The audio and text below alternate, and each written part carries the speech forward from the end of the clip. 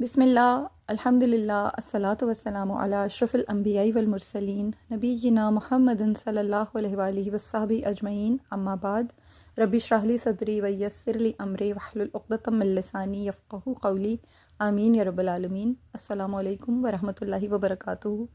الرحیق المختوم میں آج انشاءاللہ ہمارا لیکچر نمبر 75 سٹارٹ ہو رہا ہے، اور آج کا میرا ٹاپک ہے مکتوبات نبوی صلی اللہ علیہ وآلہ وسلم سے ماخوذ حکمتیں، عبرتیں، فوائد، نتائج و ثمرات۔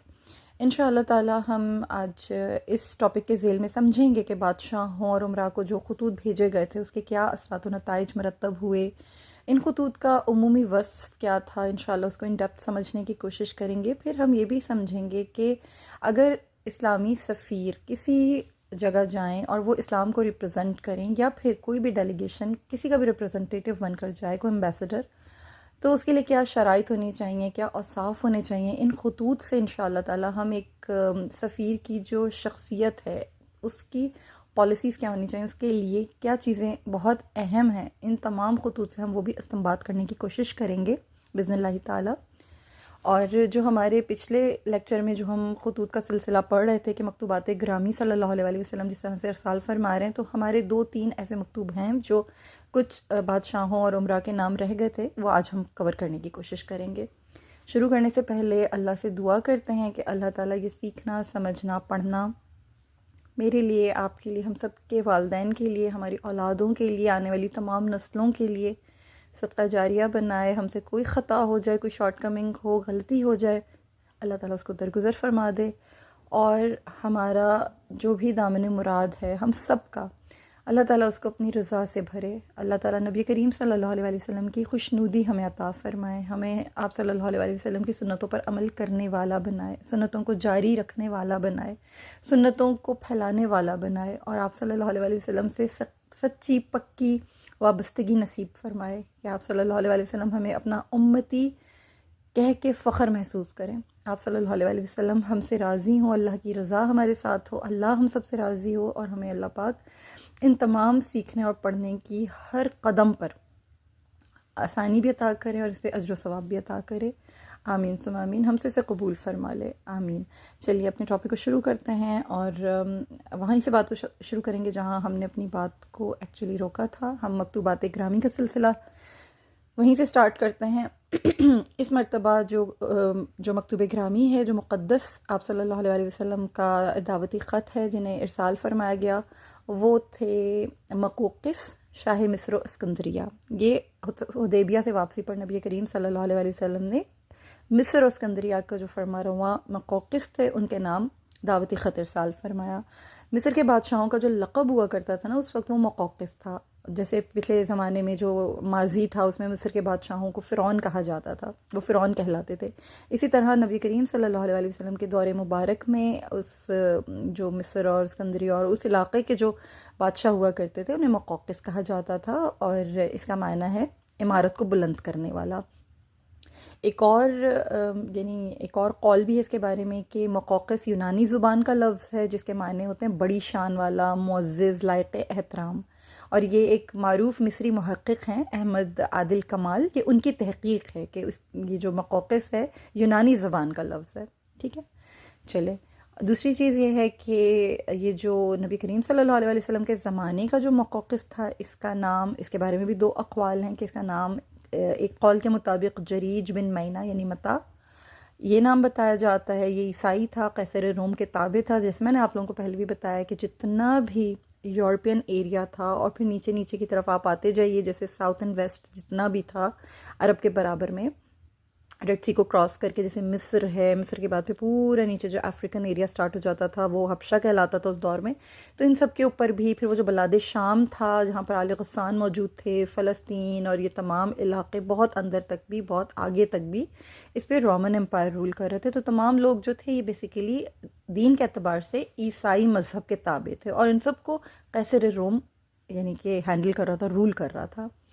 دوسرا قول یہ ملتا ہے کہ یہ جو مقوقس تھا اس کا نام بن یامین تھا، یعنی ایک قول تو یہ ہے نا کہ جریج بن متا، لیکن دوسرا قول یہ کہ اس کا نام بن یامین تھا، اور اسی کے عہد میں مسلمانوں نے مصر کو فتح بھی کیا تھا، اور اس نے رومیوں کے خلاف مسلمانوں کی مدد کی تھی۔ ٹھیک ہے، تو یہ اقوال میں نے آپ لوگوں کے الحمدللہ سامنے رکھے ہیں۔ نبی کریم صلی اللہ علیہ وسلم نے جن اپنے سفیر کا انتخاب فرمایا وہ سیدنا حاطب بن ابی بلتہ رضی اللہ تعالیٰ عنہ ہیں، اور وہ فرماتے ہیں کہ میں نے نبی کریم صلی اللہ علیہ وسلم کے دست مبارک سے نامہ مبارک لیا، اور آپ صلی اللہ علیہ وسلم اور آپ صلی اللہ علیہ وسلم کے جو اصحاب تھے انہیں الوداع کر کے اپنے گھر آ گیا۔ پھر میں نے فوراً اپنی سواری تیار کی، گھر والوں کو اللہ حافظ کا اور اپنی منزل کی طرف رواں دواں ہو گیا۔ سیدنا حاطب رضی اللہ تعالیٰ عنہ مصر پہنچے، مقوقس کو وہاں نہیں پایا انہوں نے، وہ اسکندریہ چلے گئے۔ انہیں بتایا گیا کہ مقوقس جو ہے ساحل سمندر کی اونچی جگہ پر ایک مجلس میں موجود ہے، اور حاطب رضی اللہ تعالیٰ عنہ پھر کشتی میں سوار ہو کر اس کے سامنے نمایاں ہوئے، اشارے سے بتایا کہ میرے پاس یعنی ایک بادشاہ کے لیے خط ہے۔ جب بادشاہ نہیں دیکھا تو حکم دیا کہ انہیں میرے پاس لایا جائے۔ میں آپ کو سیدنا حاطب رضی اللہ تعالیٰ عنہ کا تھوڑا سا انٹروڈکشن بھی کروا دوں کہ سیدنا حاطب بن ابی بلتہ رضی اللہ تعالیٰ عنہ یہ لخمی تھے، اور ان کے نام کے آگے بھی لخمی آتا ہے، یعنی سیدہ قبیلہ لخم سے ان کا تعلق تھا۔ جیسے میں نے آپ کو بتایا تھا یمنی قبیلے تھے، لخم، جزان، یہ تمام غسان، یہ تمام قحطانی عرب تھے اور یہ قبائل تھے، تو یہ ان کا تعلق اس لخمی قبیلے سے تھا۔ بیسیکلی یمن سے یہ مکہ آ کر آباد ہو گئے تھے۔ بہت ذہین تھے، فتین تھے، ماہر تیر انداز تھے، زمانہ جاہلیت میں عظیم شاہ سواروں اور بڑے بڑے شعراء میں ان کا شمار ہوا کرتا تھا، اور پیشے کے لحاظ سے بہت بڑے تاجر تھے۔ غزوہ بدر میں بھی ان کو شرکت کا شرف حاصل ہوا تھا، اور اس کے بعد بھی تمام معرکوں میں نبی کریم صلی اللہ علیہ وسلم کے ساتھ یہ شامل جہاد رہے تھے۔ جب خط لے کر گئے تھے اس وقت ان کی عمر 42 سال تھی، اور 30 ہجری میں یہ 65 سال کی عمر میں وفات پا گئے۔ یہ جو مقوقس کے نام خط تھا اس کا متن میں آپ لوگوں کے سامنے رکھنا چاہتی ہوں کہ نام مبارک کی عبارت کیا تھی۔ یہ جو مقوقس کے نام رسول اللہ صلی اللہ علیہ وسلم نے جو ارسال فرمایا تھا دعوتی مکتوب، اس میں اس طرح ارشاد فرمایا گیا کہ بسم اللہ الرحمن الرحیم، اللہ کے بندے اور اس کے رسول محمد صلی اللہ علیہ وسلم کی طرف سے قبطیوں کے حکمران مقوقس کی طرف سلامتی اس کے لیے جس نے ہدایت کی پیروی کی۔ اما بعد، میں تمہیں اسلام قبول کرنے کی دعوت دیتا ہوں، مسلمان ہو جاؤ، سلامتی میں رہو گے، اسلام قبول کر لو، اللہ تعالیٰ تمہیں دوہرا اجر دے گا، اور اگر تم نے منہ پھیر لیا تو قبطیوں کا گناہ بھی تمہارے ہی سر ہوگا۔ اے اہل کتاب، ایک ایسی بات کی طرف آؤ جو ہمارے اور تمہارے درمیان مشترک ہے، وہ یہ کہ ہم صرف اللہ کی عبادت کریں اور اس کے ساتھ کسی کو شریک نہ کریں، اور ہم میں سے بعض لوگ بعض کو اللہ کے سوا رب نہ بنائیں، بس اگر وہ منہ موڑیں تو تم کہہ دو تم گواہ رہنا کہ ہم مسلمان ہیں۔ سورہ آل عمران کی جو آیت نمبر 46 ہے، یہ اس کو بھی درج کیا گیا، اس میں یہ بھی تحریر کی گئی۔ اس کے بعد نبی کریم صلی اللہ علیہ وسلم نے اس خط کے آخر میں اپنے محمد رسول اللہ کی جو مہر ہے وہ بھی لگائی۔ اور یہ جو رسول اللہ صلی اللہ علیہ وسلم نے جو مقوقس کو خط روانہ کرنے کے لیے اپنے صحابہ کو حضرت حاطب بن ابی بلتہ لخمی رضی اللہ تعالیٰ عنہ کو بلایا، تو روانہ کرنے کے لیے جو یہ اعلان فرمایا تھا نا کہ کون لے کر جائے گا، تو نبی کریم صلی اللہ علیہ وسلم نے ارشاد فرمایا تھا یعنی سلیکشن سے پہلے کہ اے لوگوں، کون ہے جو میرا یہ خط شاہ مصر تک پہنچائے، اس کا اجر و ثواب اللہ تعالیٰ کے ذمے ہوگا۔ رسول اللہ صلی اللہ علیہ وسلم کا یہ فرمان سننا تھا کہ سیدنا حاطب بن ابی بلتہ رضی اللہ تعالیٰ عنہ لپک کر آ گئے، عرض کیا کہ اللہ کے رسول صلی اللہ علیہ وسلم یہ خط آپ کا یہ خط میں پہنچاؤں گا، اور نبی کریم صلی اللہ علیہ وسلم نے فرمایا کہ اے حاطب، اللہ تعالیٰ تمہیں برکت دے۔ اب حضرت حاطب رضی اللہ تعالیٰ عنہ، جیسے میں نے آپ لوگوں کو بتایا کہ وہ بادشاہ جو تھا وہ ایک ساحل سمندر کی ایک اونچی جگہ پر ایک مجلس میں موجود تھا، لہٰذا حضرت حاطب رضی اللہ تعالیٰ عنہ کو اس نے جب دیکھا تو حکم دیا کہ انہیں میرے پاس لے آؤ۔ اب ان کے درمیان میں جو گفتگو ہوئی وہ کچھ اس طرح سے تھی کہ سیدنا حاطب رضی اللہ تعالیٰ عنہ دربار مقوقس میں پہنچے، اسے نامہ مبارک دیا گیا، یعنی اس بادشاہ نے مقوقس نے اس کو وصول کیا، اسے کھول کر پڑھا، اور پھر ان سے یہ گفتگو ہوئی، یعنی اس کا وہاں پر جو ہے وہ ایک بیسیکلی جیسے انٹرپریٹر ہوتا ہے وہ اس کا وہاں پر قاصد بھی موجود تھا، اور اس کی موجودگی میں یہ خط جو ہے کھول کر پڑھا گیا۔ مقوقس نے یہ کہا کہ جو ان کے درمیان میں گفتگو ہوئی وہ میں آپ کے سامنے رکھ رہی ہوں۔ مقوقس نے کہا کہ اب میں تم سے کچھ پوچھنا چاہتا ہوں اور مطمئن ہوں کہ تم میری باتیں سمجھو۔ حاطب رضی اللہ تعالیٰ عنہ نے فرمایا کہ جی ہاں، آپ جو کچھ چاہتے ہیں ضرور کہیے۔ مقوقس نے کہا کہ مجھے اپنے ساتھی کے بارے میں بتاؤ، کیا وہ نبی نہیں ہیں؟ مقوقس کا سوال سننے کے بعد حاتب رضی اللہ تعالیٰ عنہ نے جواب دیا کہ کیوں نہیں، یقیناً وہ اللہ کے رسول ہے۔ مقوقس نے کہا کہ پھر جب ان کی قوم نے انہیں ان کے شہر سے نکالا تو انہوں نے ان کے خلاف بد دعا کیوں نہیں کی؟ مقوقس نے پھر اپنا سوال دہرایا اور پھر خاموش ہو گیا، یعنی اس نے 2 بار یہی سوال پوچھا۔ حاتب رضی اللہ تعالیٰ عنہ نے جواب میں یہ فرمایا کہ کیا آپ گواہی دیتے ہیں کہ عیسیٰ ابن مریم اللہ کے رسول ہیں؟ مقوقس نے کہا کیوں نہیں؟ حاتب رضی اللہ تعالیٰ عنہ نے فرمایا کہ پھر جب ان کی قوم نے انہیں پکڑ لیا اور قتل کرنا چاہا تو انہوں نے اپنی قوم کی ہلاکت کے لیے بد دعا کیوں نہیں کی، حتیٰ کہ اللہ تعالیٰ نے انہیں اوپر اٹھا لیا۔ مقوقس بہت متاثر ہوا، کہنے لگا بہت خوب سمجھدار ہو، نہایت سمجھدار آدمی کی طرف سے آئے ہو۔ پھر حاتب رضی اللہ یعنی متاثر کر دیا حضرت حاتب رضی اللہ تعالیٰ عنہ نے، جب اس کے اوپر یہ امپریشن بہت اچھا پڑ گیا، پھر حاتب رضی اللہ تعالیٰ عنہ نے یہ فرمایا کہ تم سے پہلے ایک شخص فرعون تھا، وہ اپنے آپ کو رب اعلیٰ کہتا تھا۔ اللہ تعالیٰ نے اس سے اگلے اور پچھلے سب لوگوں کے لیے عبرت کا نمونہ بنا دیا۔ پہلے تو اس کے ذریعے لوگوں سے انتقام لیا، پھر خود اس کو انتقام کا نشانہ بنایا، لہٰذا تم دوسروں سے عبرت حاصل کرو، ایسا نہ ہو کہ تم بھی دوسروں کے لیے عبرت بن جاؤ، یعنی دوسرے بھی پھر تم سے عبرت پکڑیں۔ مقوقس کہنے لگا کہ ہمارا ایک دین ہے، اسے ہم اس وقت تک نہیں چھوڑ سکتے جب تک ہم اس سے اچھا دین نہ پالیں، ہمیں اس سے اچھا دین مل جائے گا تو ہم اسے چھوڑ دیں گے۔ حاتب رضی اللہ تعالیٰ عنہ نے فرمایا کہ ہم تمہیں دین اسلام کی دعوت دیتے ہیں جس کے ہوتے ہوئے کسی اور چیز کی ضرورت نہیں۔ اللہ کے اس نبی صلی اللہ علیہ وسلم نے لوگوں کو اسی دین حنیف کی دعوت دی تو انہیں سب سے زیادہ تکلیف ان کے اپنے ہی قبیلے کے لوگوں نے پہنچائی، اور ان سے دشمنی میں یہودی بھی سب سے آگے آگے تھے، لیکن عیسائی اس نبی صلی اللہ علیہ وسلم کے قریب تر تھے۔ میری عمر کی قسم، جس طرح جناب موسیٰ علیہ السلام نے جناب عیسیٰ علیہ السلام کی آمد کی خوشخبری دی تھی، اسی طرح سیدنا عیسیٰ علیہ السلام نے سیدنا محمد صلی اللہ علیہ وسلم کی بشارت دی۔ ہم تمہیں قرآن کی طرف اسی طرح دعوت دیتے ہیں جس طرح تم اہل توریت کو انجیل کی دعوت دیتے ہو۔ جو نبی جن لوگوں کو پاتا ہے وہ اسی کی امت شمار ہوتے ہیں، ان پر لازم آتا ہے کہ وہ اس نبی کی اطاعت کریں۔ تم نے نبی آخر الزماں کا زمانہ پا لیا ہے صلی اللہ علیہ وسلم۔ ہم تمہیں دین مسیح علیہ السلام سے روکتے نہیں، بلکہ ہم تو اسی کے حکم کی تعمیل کی دعوت دیتے ہیں، یعنی یہ تو حکم ہے، حضرت عیسیٰ علیہ السلام تو بشارت دے چکے ہیں، تو انہی کا حکم ہے، ہم تمہیں اسی کی دعوت دے رہے ہیں کہ اس حکم پر اس کی تعمیل کرو۔ مقوقس نے کہا کہ میں نے تمہارے نبی کے معاملے پر غور کیا ہے، میں نے دیکھا ہے کہ وہ کسی ناپسندیدہ بات کا حکم نہیں دیتے، نہ کسی مرغوب چیز سے روکتے ہیں۔ میں نے انہیں جادوگر یا گمراہ نہیں پایا، وہ جھوٹے یا کاہن بھی نہیں ہیں۔ مجھے معلوم ہو گیا کہ ان کے پاس نبوت کی نشانی ہے، وہ پوشیدہ امور ظاہر کرتے ہیں اور سرگوشی کی خبر دیتے ہیں۔ بہرحال اس معاملے پر میں مزید غور کروں گا۔ اس کے بعد مقوقس نے یہ کچھ اور مزید سوالات بھی پوچھنا چاہے کہ یعنی جو ترجمان تھا، وہ عربی ترجمان جو ساتھ بیٹھا تھا، مقوقس نے اس سے کہا کہ میں مطلب وہ بیسیکلی وہی اس کے ذریعے سے ہی مقالہ ہو رہا تھا، تو مقوقس نے کہا کہ محمد صلی اللہ علیہ وسلم کس چیز کی دعوت دیتے ہیں؟ حاتب رضی اللہ تعالیٰ نے یہ فرمایا کہ وہ اس بات کی دعوت دیتے ہیں کہ اللہ تعالیٰ کی عبادت کریں، اس کے ساتھ کسی کو شریک نہ ٹھہرائیں اور تمام معبودان باطل کو مسترد کر دیں، مزید یہ کہ وہ ہمیں نماز کا بھی حکم دیتے ہیں۔ تو مقوقس نے کہا تم لوگ کتنی نمازیں پڑھتے ہو؟ حاتب رضی اللہ تعالیٰ نے فرمایا ہم دن رات میں 5 نمازیں ادا کرتے ہیں۔ نبی کریم صلی اللہ علیہ وسلم ہمیں نماز کے علاوہ رمضان کے روزے رکھنے، بیت اللہ کا حج کرنے اور وعدہ وفا کرنے کا بھی حکم دیتے ہیں، اور اس کے علاوہ یہ کہ آپ صلی اللہ علیہ وسلم ہمیں مردار کھانے اور خون پینے سے روکتے ہیں۔ مقوقس نے یہ کہا کہ ان کے پیروکار کون لوگ ہیں؟ حاتب رضی اللہ تعالیٰ عنہ نے فرمایا کچھ نوجوان ہیں، ان میں سے کچھ ان کی قوم سے ہیں اور بعض غیر قوم میں سے ہیں۔ مقوقس نے کہا کہ وہ اپنی قوم سے قتال بھی کرتے ہیں؟ حاتب رضی اللہ تعالیٰ عنہ نے جواب دیا جی ہاں۔ مقوقس نے کہا کہ مجھے ان کی صفات بتاؤ۔ حاتب رضی اللہ تعالیٰ عنہ فرماتے ہیں پھر میں نے نبی کریم صلی اللہ علیہ وسلم کی کچھ صفات بیان کی، لیکن وہ پوری خوبیاں بیان نہیں کر سکا۔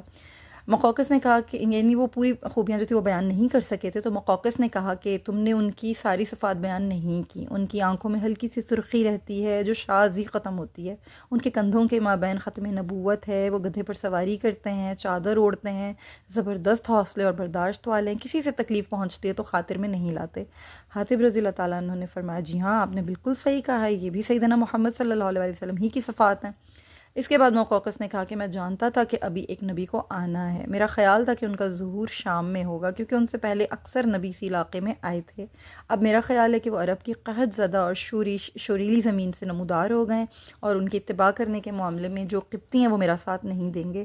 میں یہ بھی نہیں چاہتا کہ ہماری اس گفتگو کی انہیں کانوں کان خبر ہو، وہ بہت سے ملکوں پر غالب آ گئے اور ان کے ساتھ یعنی ان کے ساتھی ان کے بعد ہماری اس مملکت کو بھی فتح کر لیں گے۔ میں قبطیوں کو اس گفتگو کا ایک حرف بھی نہیں بتاؤں گا، اب تم اپنے صاحب محمد صلی اللہ علیہ وسلم کے پاس واپس چلے جاؤ۔ اس گفتگو کے بعد مقوقس نے ایک عربی کاتب کو بلا کے، وہ جو موجود تھا آبویسلی، جو اس کا انٹرپریٹر تھا، اس کے ذریعے سے ایک نبی کریم صلی اللہ علیہ وسلم کی خدمت عالی شان میں جوابی خط تحریر کروایا، جس میں لکھا تھا کہ بسم اللہ الرحمن الرحیم، محمد بن عبداللہ کی طرف، قبطیوں کے فرمانروا مقوقس کی طرف سے، آپ صلی اللہ علیہ وسلم پر سلامتی ہو، اما بعد میں نے آپ صلی اللہ علیہ وسلم کا نام مبارک پڑھا اور جو کچھ آپ صلی اللہ علیہ وسلم نے اس میں ذکر کیا اور جس چیز کی طرف آپ دعوت دے رہے ہیں اسے سمجھا۔ میں جانتا تھا کہ ابھی ایک نبی کو آنا ہے اور میرا خیال تھا کہ وہ نبی شام میں پیدا ہوگا۔ میں نے آپ صلی اللہ علیہ وسلم کے قاصد کی عزت و توقیر کی ہے۔ میں آپ صلی اللہ علیہ وسلم کی خدمت میں 2 لونڈیاں روانہ کر رہا ہوں۔ یہ عام لونڈیاں نہیں بلکہ قبطیوں میں ان کا بہت بڑا درجہ ہے۔ کچھ ملبوسات بھی پیش خدمت ہیں۔ آپ کی صلی اللہ علیہ وسلم کی سواری کے لیے خچر بھی روانہ کر رہا ہوں۔ والسلام علیک۔ تو اس طرح سے یہ جو مقوقس تھا، اس نے نبی کریم صلی اللہ علیہ وسلم کو جو تحائف دیے، ان میں سے کچھ تو وہ تھے جن کا تذکرہ مقوقس نے اپنے خط میں کیا تھا۔ ان کے علاوہ بھی بعض تحائف ایسے تھے جن کے بارے میں اس خط میں کچھ نہیں لکھا، جن خط میں، یعنی خط میں 2 لونڈیوں کا تذکرہ ہے، لیکن حافظ ابن کثیر نے ابن اسحاق رحمہ اللہ کے حوالے سے لکھا ہے کہ مقوقس نے 4 لونڈیاں بھیجی تھیں۔ ان میں سے ایک ماریہ قبطیہ تھیں رضی اللہ تعالی عنہا، جن کے بطن سے نبی کریم صلی اللہ علیہ وسلم کے صاحبزادے سیدنا ابراہیم رضی اللہ تعالیٰ عنہ جو ہیں شہزادے، وہ تشریف لائے تھے۔ یہ ماریہ قبطیہ سیدہ جو تھیں، یہ رضی اللہ تعالیٰ عنہ، یہ ان کی ماں بننے کا ان کو شرف حاصل ہوا تھا۔ اور دوسری لونڈی جو تھی، ان کا نام سیرین تھا، وہ حسان بن ثابت رضی اللہ تعالیٰ عنہ کو ہبہ کر دی گئی تھیں، اور ان کے بطن سے پھر عبد الرحمن بن حسان پیدا ہوئے تھے۔ ٹھیک ہے، تو البدایہ والنہایہ میں یہ موجود ہے یہ بات۔ اور یہ کہا جاتا ہے، جیسے میں نے آپ لوگوں کو بتایا، کہ حافظ ابن کثیر رحمہ اللہ نے ابن اسحاق کے حوالے سے لکھا ہے کہ وہ 4 لونڈیاں تھیں، اور تیسری لونڈی کا نام جو ہے وہ قیسرہ تھا۔ یہ سیدہ ماریہ رضی اللہ تعالیٰ عنہ کی بہن تھیں۔ بعض علماء نے یہ بھی لکھا ہے کہ سیرین بھی ماریہ کی ہی بہن تھیں، یعنی یہ تینوں بہنیں تھیں۔ اور چوتھی لونڈی جو ہے، ان کا نام برارہ تھا، ان کی رنگت سیاہ تھی۔ اور یہ تمام چیزیں جو ہیں بتائی گئی ہیں کہ نبی کریم صلی اللہ علیہ وسلم کو، یعنی سیرت حلبیہ جو ہے اس میں یہ بھی درج ہے کہ تمام جتنی بھی تفاصیل ہیں ان تحفوں کی، وہ بھی اس میں موجود ہیں۔ اس میں لکھا گیا کہ مقوقس نے سیدنا حاتب رضی اللہ تعالیٰ عنہ سے نبی کریم صلی اللہ علیہ وسلم کی پسندیدہ چیزیں دریافت کی تھیں، اور آپ صلی اللہ علیہ وسلم کی پسند کے مطابق ہی تحائف ارسال کیے تھے۔ ان تحائف میں ایک باکس نما چیز بھی تھی، جس میں پھر آپ صلی اللہ علیہ وسلم اپنی سرما دانی، اپنی تیل کی شیشی، کنگھی، قینچی، مسواک اور شیشہ وغیرہ رکھتے تھے۔ مقوقس نے آپ صلی اللہ علیہ وسلم کے لیے خاص ایک طبیب بھی بھیجا تھا، جسے بعد میں آپ صلی اللہ علیہ وسلم نے واپس روانہ کرتے ہوئے یہ فرما دیا تھا کہ تم اپنے اہل وطن کے پاس واپس چلے جاؤ۔ ہم وہ لوگ ہیں کہ جب تک ہمیں شدید بھوک نہ لگے ہم کھانا نہیں کھاتے، اور جب ہم کھاتے ہیں تو سیر ہو کر نہیں کھاتے، یعنی اسی لیے ہم تندرست رہتے ہیں اور بہت کم بیمار پڑتے ہیں۔ تو یہ نبی کریم صلی اللہ علیہ وسلم کا عالی شان حکمت سے بھرا ہوا اس طبیب کو جواب تھا کہ تم واپس چلے جاؤ، ہم تو وہ لوگ ہیں۔ اور آج میں اور آپ غور کریں کہ ہم کہاں کھڑے ہوئے ہیں کھانے کے معاملے میں، کتنی ہم یعنی فوڈ ویسٹیج کے اوپر ہم غور کریں، ہم اپنی اوور ایٹنگ کے اوپر غور کریں، ہم اپنے بورڈم کو ختم کرنے کے لیے منچنگ کرتے ہیں، جنک فوڈ کھاتے ہیں، اور اپنا صحت کا اور اپنے معاملات کا کوئی احساس خیال بالکل نہیں رکھتے ہیں۔ جہاں تھوڑا سا کھا کے بھی ہمارا پیٹ بھر سکتا ہے، وہاں ہم دبا دبا کے کھاتے ہیں، ٹھوس ٹھوس کے کھاتے ہیں۔ تو یہ نبی کریم صلی اللہ علیہ وسلم کی تعلیمات کے بالکل خلاف ہے۔ ہمیں اپنا جائزہ لینا چاہیے، میں اپنا جائزہ لوں، آپ اپنا جائزہ لیں، اور اگر کہیں ہم اپنی ڈائٹ کے معاملے میں کہیں اگر ٹریک سے بالکل اترے ہوئے ہیں تو ہمیں واپس ٹریک پہ آنا چاہیے، اور رسول اللہ صلی اللہ علیہ وسلم کی تعلیمات کے مطابق میانہ روی کو اختیار کرنا چاہیے، دھیان دینا چاہیے۔ اسپیشلی جو شادیوں میں فوڈ کا ستیہ ناس ہوتا ہے، جس طرح سے لوگ اپنی پلیٹس کو ایک پہاڑ کی شکل دیتے ہیں اور پھر اس کو سارا ضائع کر کے جاتے ہیں، تو اللہ مان الحفیظ، اللہ سب کو ہدایت دے، اللہ تعالیٰ ہم سب کو سمجھنے کی توفیق دے کہ یہ جو زیاں ہے یہ کسی صورت اچھا نہیں ہے۔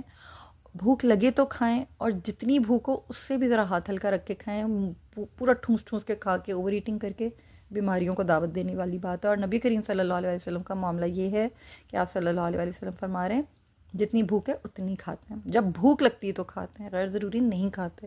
یہ نہیں کہ بور ہو رہے ہیں تو بس چپس کھا لو، کریکرز کھا لو، اسنیکس کھا لو، چاکلیٹس کھا لو، یہ کھا لو وہ کھا لو، جیسے اپنے آپ کو انٹرٹین کرنا، ضرورت کے تحت نہیں کھا رہے ہیں، بس خود کو انٹرٹین کر رہے ہیں۔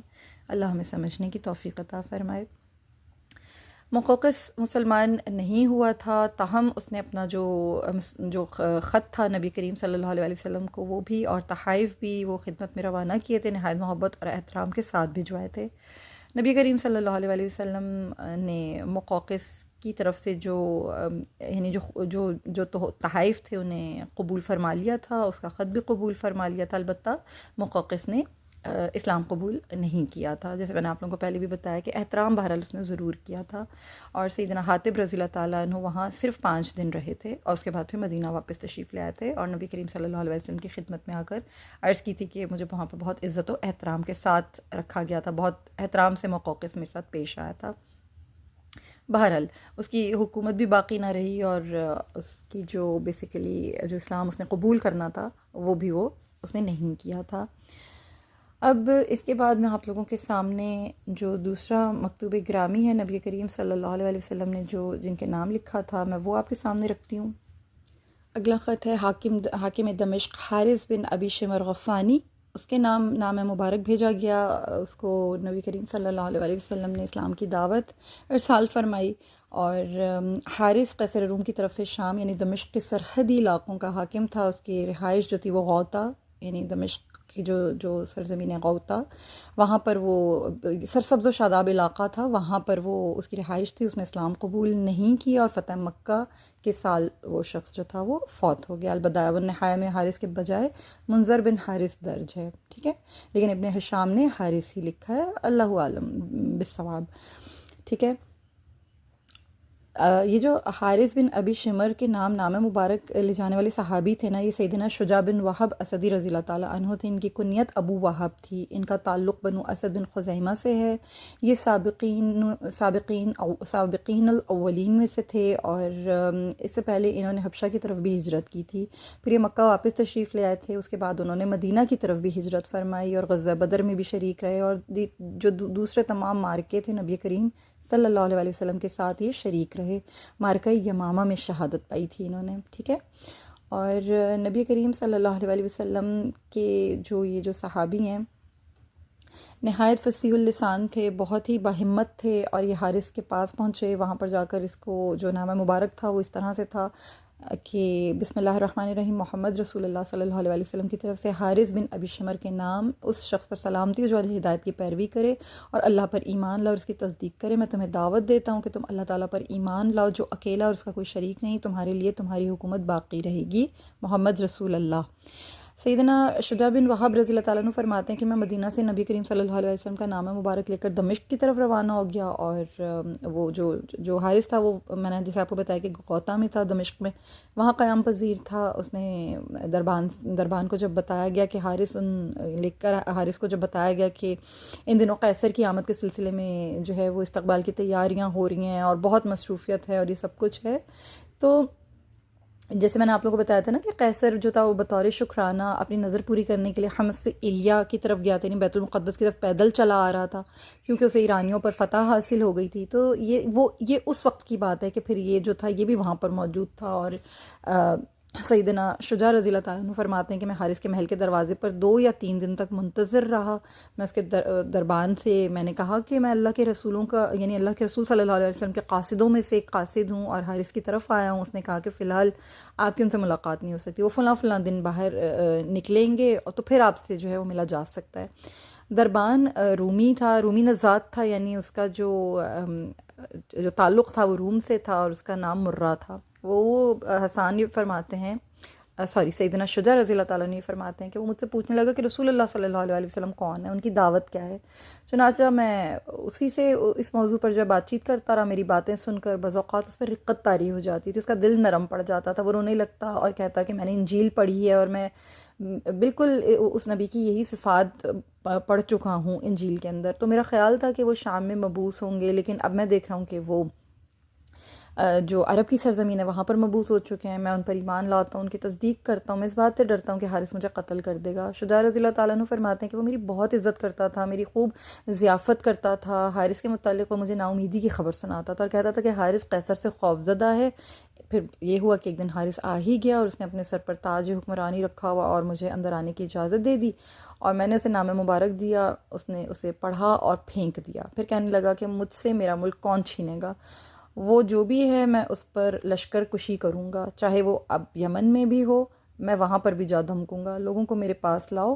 اور رات گئے تک اس کے پاس جو ہیں لوگ آتے رہے۔ پھر اس نے گھوڑے کو نال لگانے کا حکم دیا، پھر مجھے مخاطب کرتے ہوئے کہا کہ تم جو کچھ دیکھ رہے ہو یہ سب کچھ جا کر اپنے صاحب کو بتا دینا۔ اس کے بعد اس نے قیصر کو میرے بارے میں اطلاع دی، یہ خبر قیصر کو ایلیا میں موصول ہوئی۔ اس وقت تک سیدنا دحیہ رضی اللہ تعالیٰ عنہ بھی قیصر کے پاس رسول اللہ صلی اللہ علیہ وسلم کا نام مبارک لے کر پہنچ چکے تھے۔ جب قیصر نے حارث کا خط پڑھا تو اس نے فوراً حارث کو لکھ کر بھیجا کہ تم محمد صلی اللہ علیہ وسلم پر لشکر کشی نہیں کرنا اور اسے چھوڑ دو، تم ایلیا اور مجھ سے ملو۔ تو یوں سیدنا شجاع رضی اللہ تعالیٰ عنہ فرماتے ہیں کہ جب یہ خط آیا تو میں وہیں موجود تھا، اور حارث نے مجھے بلایا اور پوچھا کہ تم کب واپس جاؤ گے؟ میں نے کہا میں کل واپس جا رہا ہوں۔ چنانچہ اس نے 100 مسقال سونا دینے کا حکم دیا، اور رومی باشندے بھی چپکے سے اس نے میرے لیے جو رومی باشندہ تھا بیسیکلی، اس نے چپکے سے میرے لیے کچھ نان، نفقہ، کپڑے وغیرہ بھیجے، اور کہا کہ رسول اللہ صلی اللہ علیہ وسلم کو میری طرف سے سلام کہنا اور انہیں بتانا کہ میں آپ صلی اللہ علیہ وسلم کے دین کا پیروکار ہوں۔ لیکن جس کو ہدایت ملنی ہوتی ہے اس کو مل جاتی ہے، چاہے مخفی تھا چاہے اس کا علل اعلان تھا، مگر ایمان والا شخص تھا، اللہ نے اس کو ہدایت دینی تھی۔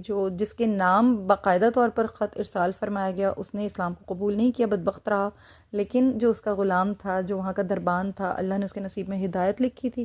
تو بعض اوقات اللہ تعالیٰ صرف چھوٹے چھوٹے بہانے دیتا ہے انسان کو، اور ہدایت کے ڈورز اوپن ہو جاتے ہیں۔ تو سبحان اللہ، یہ دربان وہ خوش نصیب تھا جس کو یہ موقع ملا اور اس نے اسلام کو قبول کیا۔ شجاع رضی اللہ تعالیٰ عنہ فرماتے ہیں کہ میں وہاں سے مدینہ روانہ ہو گیا اور رسول اللہ صلی اللہ علیہ وسلم کی خدمت میں حاضر ہو کر سارا حال بیان کیا، اور نبی کریم صلی اللہ علیہ وسلم نے فرمایا کہ نبی کریم صلی اللہ علیہ وسلم کا فرمان ہے کہ آپ صلی اللہ علیہ وسلم نے فرمایا کہ اس کا ملک تباہ ہو جائے گا اور اس کی بادشاہت جاتی رہے گی۔ میں نے آپ صلی اللہ علیہ وسلم کو رومی باشندے مرہ کا سلام بھی پیش کیا، اور اس نے جو پیغام دیا تھا وہ بھی آپ صلی اللہ علیہ وسلم کی گوش گزار کیا۔ آپ صلی اللہ علیہ وسلم نے فرمایا صدق، یعنی اس نے سچ کہا ہے۔ اور بعض اہل سیرت جو ہیں ان کا یہ کہنا ہے کہ حارث مسلمان ہو گیا تھا، لیکن قیصر کی طرف سے قتل کیے جانے کے خوف سے اس نے اسے یعنی اپنے اسلام کا اظہار نہیں کیا تھا۔ اللہ عالم۔ السیرۃ الحلبیہ میں جو ہے یہ چیز درج ہے کہ حارث جو ہے وہ مسلمان ہو گیا تھا۔ تو میں نے دونوں ہی باتیں آپ کے سامنے رکھی ہیں، میرا فرض تھا کہ میں آپ تک پہنچا دوں۔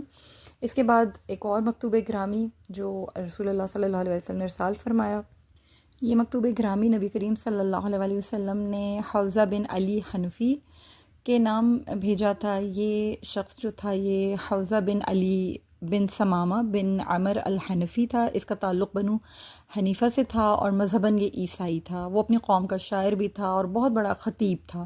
اہم امور کے سلسلے میں کسریٰ سے براہ راست ملاقات کیا کرتا تھا، اور کسریٰ بھی اس کی بہت عزت کیا کرتا تھا۔ حوزہ کو صاحب تاج بھی کہا جاتا تھا۔ ابن اسیر نے اس کی وجہ بیان کرتے ہوئے لکھا کہ ایک مرتبہ حوزہ کسریٰ کے پاس آیا تو اسے دیکھ کر کسریٰ بہت خوش ہوا اور اس نے موتیوں کا ایک ہار اس کے سر پر منڈ دیا۔ اس وجہ سے اسے ذوالتاج یعنی کہ صاحب تاج کہا جانے لگا۔ رسول اللہ صلی اللہ علیہ وسلم کے مکتوب مبارک کی جو وصولی تھی، وہ وصولیابی کے تھوڑے عرصے کے بعد پھر یہ شخص جو تھا یہ فوت بھی ہو گیا تھا۔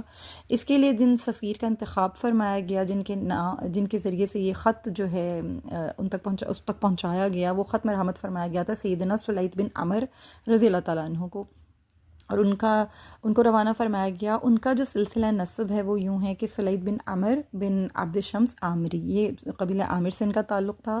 انہوں نے شروع ہی میں یعنی اسلام قبول کر لیا تھا، اور یہ حبشہ اور مدینہ کی طرف انہوں نے دونوں مقاموں کی طرف انہوں نے ہجرت بھی فرمائی تھی، غزوہ بدر میں اور دوسری جو غزوات تھیں ان میں نبی کریم صلی اللہ علیہ وسلم کے شانہ بشانہ رہے تھے۔ یہ اکثر یمامہ جاتے رہتے تھے، اسی لیے یہ خط پہنچانے کے لیے آپ صلی اللہ علیہ وسلم نے ان کا انتخاب فرمایا۔ سیدنا سلیت رضی اللہ تعالیٰ عنہ 14 ہجری میں مرتدین کے خلاف جہاد کرتے ہوئے یمامہ ہی میں شہید ہو گئے تھے۔ تو یہ جو نام مبارک تھا اس کا متن کچھ اس طریقے سے ہے کہ بسم اللہ الرحمن الرحیم، محمد رسول اللہ صلی اللہ علیہ وسلم کی طرف سے حوزہ بن علی کے نام، سلامتی اسی کے لیے جس نے ہدایت کی پیروی کی۔ جان لو میرا دین وہاں تک پہنچ کر رہے گا جہاں تک اونٹ اور گھوڑے پہنچ سکتے ہیں۔ مسلمان ہو جاؤ، سلامت رہو گے۔ اگر تم مسلمان ہو جاؤ تو میں تمہارا مال و متاع اور ریاست سب کچھ تمہیں عطا کر دوں گا۔ اب جب یہ سیدنا سلیت رضی اللہ تعالیٰ عنہ یمامہ پہنچے تو حوزہ نے ان کا پرتپاک استقبال کیا۔ پھر حوزہ کا جب یہ نام مبارک پڑھ کر سنایا گیا تو پھر ان کے درمیان میں جو بات چیت ہوئی وہ بات چیت میں آپ کے سامنے رکھتی ہوں۔ سلیت رضی اللہ تعالیٰ عنہ نے فرمایا کہ اے حوزہ، تجھے ان ہڈیوں نے سردار بنایا جو فنا ہونے والی ہیں اور جن کی روحیں جہنمی ہیں۔ یعنی مراد ان کی یہ تھی کہ کسریٰ ہے، کیونکہ کسریٰ ہی نے حوزہ کو یمامہ کا گورنر مقرر کیا تھا۔ اصل سردار وہ ہوتا ہے جسے ایمان کی دولت حاصل ہو اور وہ صاحب تقویٰ ہو۔ اب ایک قوم تیری رائے اپنا کر اچھی زندگی گزار رہی ہے تو ان کی بدبختی کا باعث نہ بن۔ ہر وہ بھلائی جس کا حکم دیا جانا چاہیے میں تجھے اس کا حکم دیتا ہوں، اور ہر وہ برائی جسے روکا جانا چاہیے میں تجھے اس سے روکنا چاہتا ہوں، تجھے اس سے منع کرتا ہوں۔ میں تجھے اللہ کی عبادت کا حکم دیتا ہوں، شیطان کی عبادت سے روکتا ہوں۔ اللہ کی عبادت سے جنت ملے گی، جبکہ شیطان کے پیچھے چلنے سے جہنم کے شعلے ملیں گے۔ اب اگر تو میری بات قبول کر لے تو تیری تمنائیں پوری ہوں گی اور تیرے خدشات بھی ختم ہو جائیں گے، اور اگر تو نے انکار کر دیا تو ہمارے اور تیرے درمیان کھلی جنگ ہوگی۔ حوضہ نے کہا اے سلیط، مجھے اس شخص نے سردار بنایا جو تجھے بھی سردار بناتا تو بھی اسے اپنے لیے باعث اعزاز سمجھتا۔ ایک وقت تھا جب میں صاحب الرائے تھا، وہ صفت مجھ سے جاتی رہی، اب میرے دل میں اس کی جگہ میری خواہش نے لے لی ہے، تو مجھے کچھ وقت دو تاکہ میرا فکر و فہم واپس آ جائے، پھر میں انشاءاللہ مناسب جواب دوں گا۔ حوضہ کا یہ جواب جو تھا نا، یعنی اس کے بعد حوضہ نے پھر نبی کریم صلی اللہ علیہ وسلم کو پھر ایک جوابی خط لکھا، اور یہ اس میں کہا کہ آپ کی دعوت بہت عمدہ اور نہایت دلکش ہے، میں اپنی قوم کا مشہور شاعر اور خطیب ہوں، عرب کے لوگ میری شعلہ یعنی میری شعلہ بیانی جو ہے وہ بیان کرنے سے بھی ڈرتے ہیں۔ اگر آپ نے مجھے حکومت میں سے کچھ اختیار تفویض کر دیا تو میں آپ کی پیروی کرنے کے لیے تیار ہوں۔ سیدنا سلیط حوضہ کا یہ خط لے کر جو ہے رسول اللہ صلی اللہ علیہ وسلم کی طرف روانہ ہوئے۔ اس نے ساتھ میں سیدنا سلیط کو حوضہ نے بہت سارے تحائف بھی دیے، اور جن کے علاقے جو تھے وہ یعنی حجر کے کپڑے بھی تھے اس کے اندر شامل تھے، اور وغیرہ وغیرہ بہت ساری چیزیں وغیرہ ان کے ساتھ بھیجی۔ مدینہ منورہ صلی اللہ علیہ وسلم یہ تشریف لے آئے سیدنا سلیط، انہوں نے یہ ساری چیزیں آ کے نبی کریم صلی اللہ علیہ وسلم کے سپرد کی۔ نبی کریم صلی اللہ علیہ وسلم نے جب خط کو پڑھا تو اس میں لکھا تھا کہ مطلب اگر آپ مجھ کو حکومت میں سے کچھ اختیار تفویض کر دیں تو میں آپ کی پیروی کرنے کو تیار ہوں۔ نبی کریم صلی اللہ علیہ وسلم نے خط پڑھ کر فرمایا کہ اگر وہ مجھ سے زمین کا ایک ٹکڑا بھی مانگے تو میں اسے نہیں دوں گا، وہ اور جو کچھ اس کے پاس ہے نا وہ سب کچھ بھی ہلاک ہو جائے گا۔ چنانچہ جب نبی کریم صلی اللہ علیہ وسلم فتح مکہ کر کے واپس آئے تھے نا، راستے میں ہی تھے تو جبریل امین علیہ السلام حوضہ کی ہلاکت کی خبر لے کر تشریف لائے، اور یعنی عرض کی کہ نبی کریم صلی اللہ علیہ وسلم کو کہ حوضہ جو ہے وہ جہنم واصل ہو چکا ہے۔ نبی کریم صلی اللہ علیہ وسلم نے فرمایا خبردار، یہ ماما میں ایک کذاب ہوگا جو نبوت کا دعویٰ کرے گا، وہ میرے فوت ہونے کے بعد قتل کر دیا جائے گا۔ کسی نے پوچھا اللہ کے رسول صلی اللہ علیہ وسلم سے کون قتل کرے گا؟ نبی کریم صلی اللہ علیہ وسلم نے فرمایا تو اور تیرے ساتھی اسے جہنم واصل کریں گے۔ چنانچہ ایسا ہی ہوا۔ نبی کریم صلی اللہ علیہ وسلم کی وفات کے بعد سیدنا ابو بکر صدیق رضی اللہ تعالیٰ عنہ نے مسلمہ کذاب کے خلاف لشکر بھیجا اور اسے قتل کر دیا گیا۔ تو یہ جو حوضہ تھا اس نے اسلام قبول نہیں کیا تھا، الٹا اس نے نبی کریم صلی اللہ علیہ وسلم سے طلب کی تھی، حکومت طلب کی تھی۔ اس کے بعد ایک اور مکتوب گرامی تھا جو کہ بنام شاہ بحرین منظر بن ساوا عبدی تمیمی کے نام تھا۔ رسول اللہ صلی اللہ علیہ وسلم نے یہ خط جو ہے کس وقت تحریر کیا تھا، اس میں جو مورخین ان میں اختلاف پایا جاتا ہے۔ ایک قول یہ ہے کہ یہ مکتوب مقدس جو فتح مکہ ہوئی تھی اس کے بعد روانہ ہوا تھا، یعنی فتح مکہ کے بعد جب جعرانہ سے واپسی ہو رہی تھی اس سے پہلے بھجوایا گیا تھا۔ دوسرا قول یہ کہ فتح مکہ سے پہلے کا ہے، اور اس میں مطلب مختلف رائے پائی جاتی ہیں۔ بہرحال میں آپ کو منظر بن ساوا کا تعارف کروا دیتی ہوں۔ یہ شاہ ایران نے اس آدمی کو یعنی منظر بن ساوا کو بحرین کا حاکم مقرر کیا تھا۔ اس کا تعلق بنو تمیم سے تھا۔ بحرین میں نے آپ کو پہلے بھی بتایا ہے کہ بحرین آج کا جو جس کا کیپٹل منامہ ہے وہ بحرین مت کنسیڈر کیجیے گا۔ بحرین اس وقت یہ جتنا بھی کویت کے نیچے کا علاقہ جس میں قطر بھی آ جاتا ہے، جس میں یو اے ای ہے، جس میں پوری یہ پٹی جا رہی ہے، خلیج کے جتنے بھی کنٹریز جا رہے ہیں، وہ تمام علاقے جو تھے وہ بحرین تھے، ٹھیک ہے۔ تو یہ ایک بڑا علاقہ تھا، اور یہ شخص جو تھا اسے شاہ ایران نے یعنی وہ کسریٰ جو تھا اس نے ہی اس کو بھی حاکم مقرر کیا تھا۔ یہ مجوسی تھا، دور جاہلیت میں علاقہ حجر کے بازار کے تاجروں سے منافع وغیرہ جو تھا یہ اس کا 10واں حصہ وصول کیا کرتا تھا۔ یہ اللہ کے رسول صلی اللہ علیہ وسلم کی دعوت پر لبیک کہتے ہوئے مسلمان ہو گئے، اور بعد میں یہ بہت اچھے مسلمان ثابت ہوئے منظر بن ساوا، اور مسلمان ہونے کے بعد بھی بدستور یہ بحرین کے حاکم رہے۔ ان کے پاس جو مکتوب گرامی لے کر یعنی کہ تشریف لے کے گئے تھے وہ تھے سیدنا علا بن عبداللہ بن عماد حضرمی رضی اللہ تعالیٰ عنہ۔ ان کے والد کا تعلق جو تھا وہ حضرمی خاندان سے تھا۔ ان کے والد نے مکہ میں سکونت اختیار کر لی تھی، اور انہوں نے دعوت اسلام کے آغاز میں اسلام قبول کر لیا تھا۔ ان کا شمار کاتبین وحی میں ہوا کرتا تھا، ان کی دعا قبول ہوتی تھی، اس لیے انہیں مجاب الدعوات کہا جاتا تھا۔ حضرت سیدنا علا بن عبداللہ بن عماد حضرمی کو مجاب الدعوات تھے۔ یہ اللہ کے بہت نزدیک تھے، بہت فصیح اللسان تھے، قوی البیان تھے، دانا آدمی تھے۔ 7ویں ہجری میں یہ بحرین چلے گئے اور طویل مدت تک وہیں رہے۔ علا رضی اللہ تعالیٰ عنہ منظر بن ساوا کے مقربین میں سے تھے اور امور سلطنت چلانے میں ان کے معاون بھی تھے، اور منظر کی وفات کے بعد سیدنا ابو بکر صدیق رضی اللہ تعالیٰ عنہ نے انہیں بحرین کا والی بنا دیا۔ بعد ازاں پھر سیدنا عمر رضی اللہ تعالیٰ عنہ کا جب دور خلافت تھا، انہوں نے بھی انہیں ان کے منصب پر برقرار رکھا۔ ایک قول یہ بھی ہے کہ رسول اللہ صلی اللہ علیہ وسلم نے بنفس نفیس انہیں بحرین کا عامل بنایا تھا، اور ابو بکر اور عمر رضی اللہ تعالیٰ عنہما نے انہیں برقرار رکھا تھا۔ ٹھیک ہے، چلیں الحمدللہ۔ جو خط تھا، جس خط کو ان کے ذریعے سے بھیجا گیا تھا، اس کا متن میں آپ کے سامنے رکھتی ہوں۔ بسم اللہ الرحمن الرحیم۔ محمد رسول اللہ صلی اللہ علیہ وسلم کی طرف سے منظر بن ساوا کے نام، سلامتی اسی کے لیے ہے جو ہدایت کا پیروکار بنے۔ اما بعد، میں تمہیں اسلام کی دعوت دیتا ہوں، اسلام قبول کر لو، سلامت رہو گے اور اللہ تعالیٰ تمہاری حکومت برقرار رکھے گا، اور جان لو کہ میرا دین وہاں تک پہنچے گا جہاں تک اونٹ اور گھوڑے پہنچ سکتے ہیں۔ رسول اللہ صلی اللہ علیہ وسلم نے خط کے آخر میں مہر بھی لگائی۔ جب یہ سفیر منظر کی طرف روانہ ہوئے، اس وقت ان کے ساتھ کچھ اور صحابہ بھی تھے، جن میں سیدنا ابو ہریرہ رضی اللہ تعالیٰ عنہ بھی شامل تھے، اور الوداع کہا انہوں نے نبی کریم صلی اللہ علیہ وسلم کو، اور نبی کریم صلی اللہ علیہ وسلم نے انہیں الوداع کرتے ہوئے وصیت فرمائی کہ میں تمہیں تمہارے ان ساتھیوں کے متعلق بھلائی کی وصیت کرتا ہوں۔ آپ صلی اللہ علیہ وسلم نے مزید فرمایا، اگر وہ تمہاری دعوت قبول کر لے تو تم میرے اگلے حکم تک وہیں رہنا، وہاں کے امیروں سے زکوٰۃ وصول کرنا، اور انہیں کے جو غریب لوگ ہیں نا، اس زکوٰۃ کو انہی لوگوں میں تقسیم کر دینا۔ سیدنا علی جو تھے وہ منظر کے پاس پہنچے، نام گرامی اس کے سپرد کیا اور فرمایا کہ اے منظر، آپ اس دنیا کے معاملات کو اچھی طرح سمجھتے ہیں، آپ کو آخرت کے احوال بھی سمجھنے چاہیے۔ جان لیجئے کہ مجوسیت بدترین مذہب ہے۔ اس مذہب کی تعلیمات کے مطابق اس میں نہ عرب کی عزت و ناموس کا لحاظ ہے، نہ اہل کتاب کے لوگوں کا علم۔ اس مذہب میں بہنوں اور بیٹیوں سے بھی شادی کر لی جاتی ہے، جو نہایت شرمناک فعل ہے۔ اس دین کے پیروکار آگ کی عبادت کرتے ہیں، قیامت کے دن یہی آگ انہیں جلائے گی۔ آپ عقل و شعور والے ہیں، آپ ہی بتائیے کہ کیا اس شخص کی دعوت مسترد کر دی جائے جس نے زندگی بھر کبھی جھوٹ نہیں بولا؟ کیا اس عظیم انسان پر یقین نہ کیا جائے جس نے کبھی کسی کو دھوکہ نہیں دیا؟ کیا اسے امانت دار قرار نہ دیا جائے جس نے کبھی خیانت نہیں کی؟ اگر ایسا نہیں ہونا چاہیے تو ہمارے نبی امی صلی اللہ علیہ وسلم کی یہی صفات ہیں۔ اللہ کی قسم، جس بات کا وہ حکم دیتے ہیں اس کے بارے میں کوئی عقل مند یہ نہیں کہہ سکتا کہ یہ کام نہ کیا جائے، اور جن کاموں سے وہ منع کرتے ہیں انہیں کوئی جائز نہیں کہہ سکتا۔ کوئی عقل مند یہ نہیں کہہ سکتا کہ آپ صلی اللہ علیہ وسلم کو سزا دینے میں نرمی کرنی چاہیے اور معافی دینے میں اور زیادہ کشادہ اور وسیع الظرف ہونا چاہیے۔ سبحان اللہ العظیم۔ ہمارے نبی کریم صلی اللہ علیہ وسلم کا ہر عمل اور ہر حکم تمام دانش مندوں کی سوچ کے مطابق ہے۔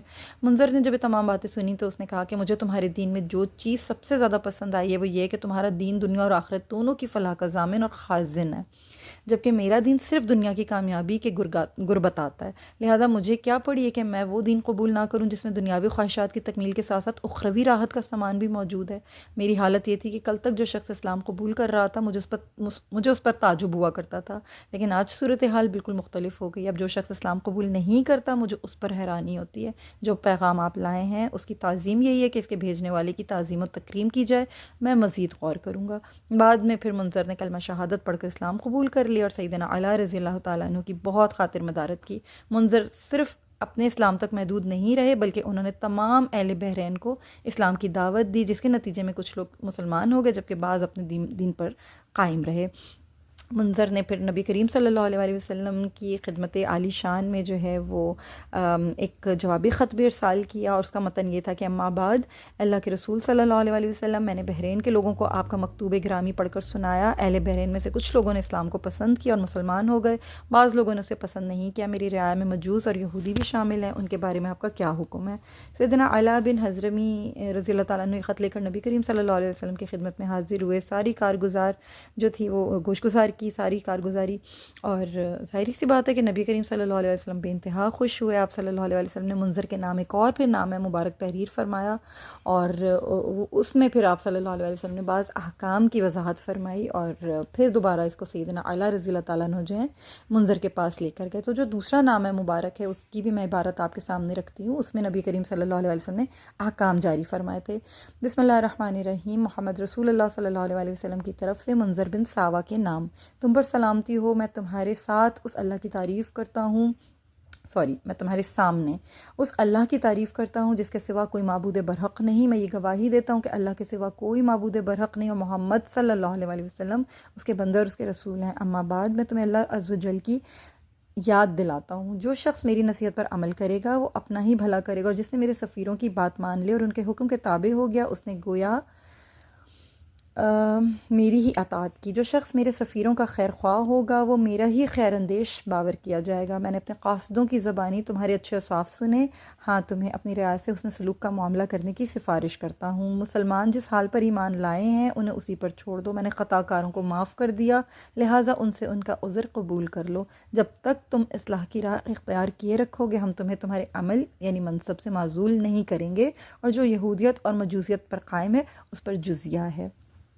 ٹھیک ہے، تو یہ مکتوب گرامی جو ہے یہ ملا۔ علامہ ابو عبید قاسم بن سلام نے اپنی سند سے عروہ بن زبیر رحمہ اللہ کے حوالے سے نقل کیا کہ رسول اللہ صلی اللہ علیہ وسلم نے منذر بن ساوا کو یعنی یہ خط جو ہے یہ ارسال کیا تھا، اور منذر نے جو ہے وہ رسول اللہ صلی اللہ علیہ وسلم کی اس بات کو قبول کیا اور مسلمان ہو گیا، اور بہت ہی اچھے طریقے سے جو ہے اپنے ان کے اوپر قائم رہے، اسلامی تعلیمات کے اوپر پابند رہے۔ اسلامی تعلیمات کے 11 ہجری میں انتقال فرمایا انہوں نے۔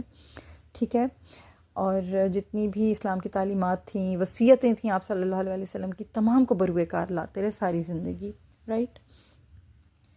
شاہ عمان کے نام بھی نبی کریم صلی اللہ علیہ وسلم کا مکتوب گرامی پیش کیا گیا تھا۔ اس کے علاوہ اور بہت سارے خطوط، بہت سارے ایسے مکتوبات گرامی ہیں جو کہ بنام ملوک حمیر کے نام، بنو عبد کلال حارث، مسروح، نعیم ان کے نام بھیجے گئے، اقسم بن سیفی کے نام بھی نام مبارک بھیجا گیا، خیبر کے یہودیوں کے نام بھی مکتوب گرامی جو ہیں ارسال کیے گئے، اور سغاتر کے نام مکتوب گرامی بھیجا گیا، اور دیگر مکاتب مقدس بھی ہیں جن کا اب یہاں پر میرے پاس ٹائم شارٹ ہے۔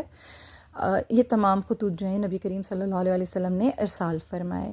اب ہم تھوڑا سا غور کر لیتے ہیں ان باتوں کے اوپر جو کہ ان خطوط یعنی یہ جو مکاتب مقدس ہیں بھیجے گئے آپ صلی اللہ علیہ وسلم کی جانب سے، تو ان سے جو اسلامی سفیر ہیں اور ان کے لیے جو شرائط اور اوصاف استنباط کیے جا سکتے ہیں وہ کیا ہیں؟ یعنی اگر کوئی کسی کو ایمبیسڈر بنا کر بھیجے گا اسلامی تقاضوں کے مطابق، اسلامی سفیر کیسا ہونا چاہیے، اس کے لیے کیا پالیسیز ہونی چاہیے؟ دیکھیں، سب سے پہلے تو وہ اسلام کی دعوت دے، اس کا جو اولین منصب ہے وہ یہ ہے، اس کا جو اولین ترجیح ہے وہ یہ ہے کہ وہ اللہ اور اللہ کے رسول صلی اللہ علیہ وآلہ وسلم کا نام بلند کرے، اللہ کے دین کی اشاعت کرے، اللہ پر ایمان خود بھی رکھتا ہو اور اللہ پر ایمان لانے کی تبلیغ بھی دیتا ہو، اور نہایت فصاحت و بلاغت کے ساتھ، یعنی سیاسی ذمہ داری سنبھالنے والے شخص کے لیے فصاحت و بلاغت بہت ضروری ہے۔ اس کا جو ورڈ سلیکشن ہے، یعنی جو اس کے جو الفاظ کا چناؤ ہے، دل نشین الفاظ استعمال کرے، لوگوں کو متاثر کرنے والا اس کا لہجہ ہونا چاہیے، خوبصورت